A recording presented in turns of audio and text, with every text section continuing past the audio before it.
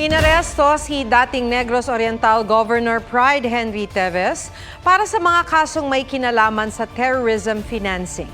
Ayon sa CIDG Negros Oriental Field Unit, voluntaryong nagpakita si Pride Henry sa kanilang tanggapan kaninang umaga at dito na nila iprinisinta ang arrest warrant laban sa kanya.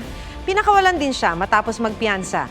Kinumpirma ng Department of Justice ang pagkakaaresto kay Teves. May sapat na ebidensya raw para masabing ginagamit umano ni Pride at ng kapatid niyang si dating Negros Oriental Representative Arnie Teves ang ilan nilang assets para pondohan ang kanilang terrorism activities.